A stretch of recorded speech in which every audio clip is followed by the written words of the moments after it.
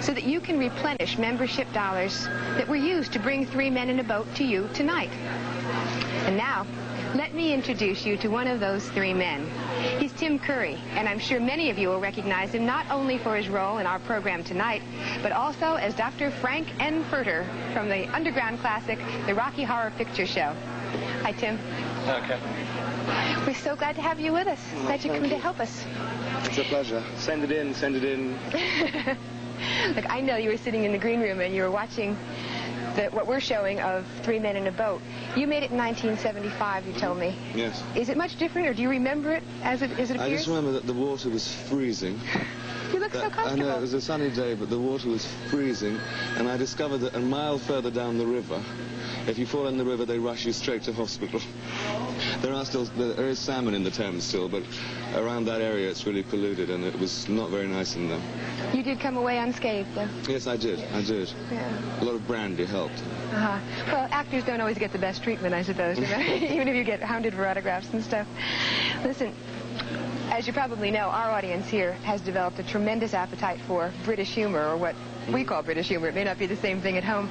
Do you think that Three Men in a Boat falls into the category of classic British humor? Well, it's a Victorian novel. It's not really... It's sort of been presented a bit beforehand as zany humor, and I don't think it is that. I think it's just like a very understated, quiet, gentle...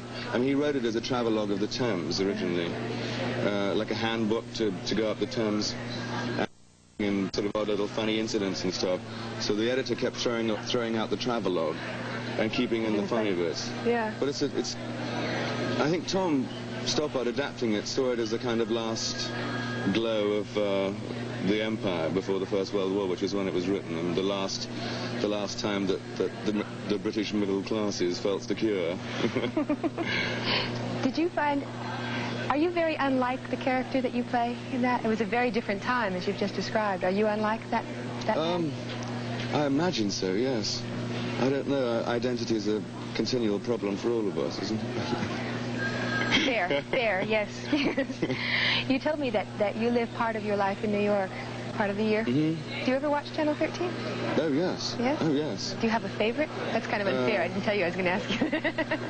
Well, no, that is unfair. I mean, what I thought was interesting was what you were saying about interrupting the program, because that's why it's great for me to watch Channel 13, because you don't get it interrupted, and that this one is interrupted is a shame for me, but it's worth it. Send it in. Yes, so we won't have to do this so often. That's right. We don't usually, as you know.